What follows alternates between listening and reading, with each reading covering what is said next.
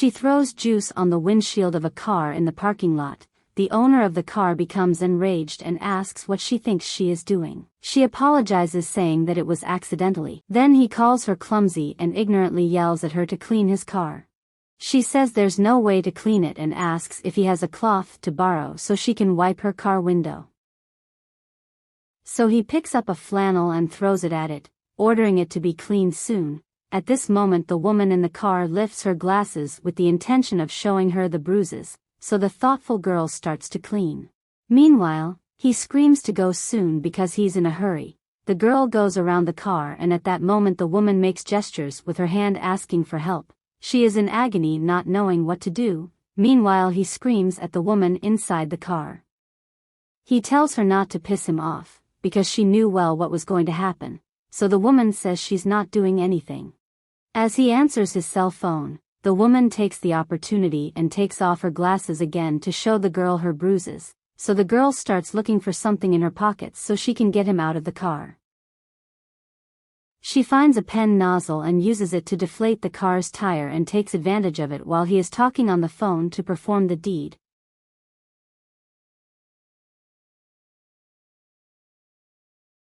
So she arrives at the car door desperate, saying that the car's tire is flat. He ignorantly asks if he has cleaned his car. She confirms that he has and asks if he saw that the tire is flat and that it would be better to take a look. Outraged, he says he doesn't believe it and then gets out of the car and goes to see the tire. Meanwhile the girl insists that the woman get out of the car and run, but the woman, without courage, says she's afraid of what he might do if she runs away. And the girl continues to insist, and the woman says that she is afraid, so the desperate girl says that he is coming back, but that the tire is flat. So the girl runs out looking for help, and finds a girl, and desperate she tells what is happening and asks for help.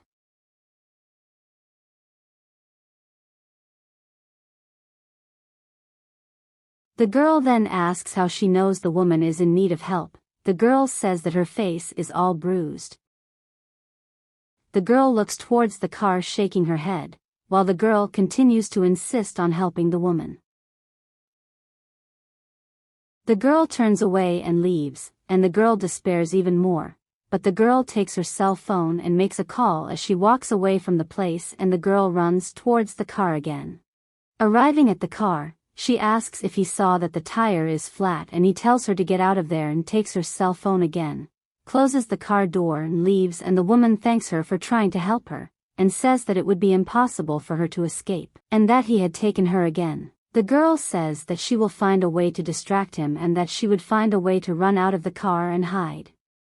At that moment the girl takes his wallet and screams, "Boy, thanks for your wallet," and runs away, and he runs after her, calling her a kid. At that moment the woman gets out of the car and runs to hide.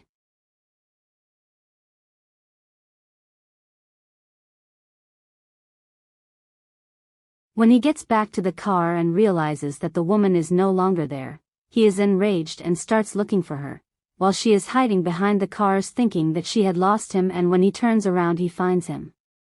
She is scared, and he threatens her again, dragging her by the arm. She apologizes and makes up that she was looking for him, but he doesn't believe and pushes her and she falls to the ground. He tells her to get up. But the girl arrives with a broom handle and hits him on the back. He turns around the tomboy flame and asks for his wallet and takes the broom handle from her hands and pushes her, knocking her down too. And he threatens to hit her by lifting the broom handle, but at that moment a policewoman holds the handle, preventing him from hitting her. Then he says she stole his wallet, but the policeman says he has no right to hit a minor just because she stole his wallet. So he tries to justify that she was the one who hit him first. The policeman asks her if it's true and she says yes, but that she hit him because he hits his wife. At that moment, the girl who she had asked for help earlier arrives, saying that she could arrest him because he is the one they were looking for. The girl confirms that yes, and that they look at the woman's face to see how she is. The policeman approaches the woman who is on the ground and helps her slow down. Then the girl says to look at the state she is in and removes her glasses. The accused man says that it's all a misunderstanding, and takes his wallet, claiming to be a policeman too, and that his wife had fallen in the bathroom in the morning. The girl says she doesn't believe she will defend her husband being in that state, "You're all purple from beatings," and thinks that's falling in the bathroom. So the girl asks the police to arrest him at that moment. The policeman says that the woman will have to help and that without her testimony there is nothing he can do. At that moment the man tells the policeman that they are colleagues and that they don't do that kind of thing, and when he looks at his wife she screams that it's enough and that she can't take his beating anymore.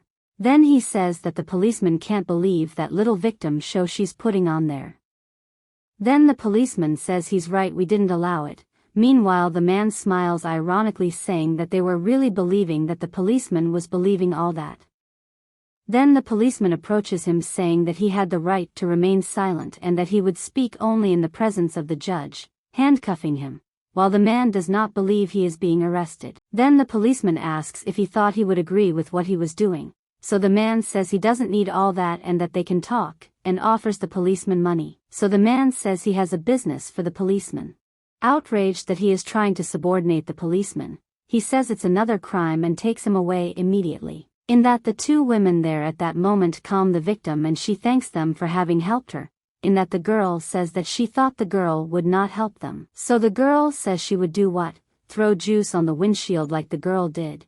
Then the woman thanks them and that their plan worked very well. Women never, ever submit to this kind of life. Unfortunately there are many men with similar attitudes. At the first sign you identify, seek help as soon as possible and walk away.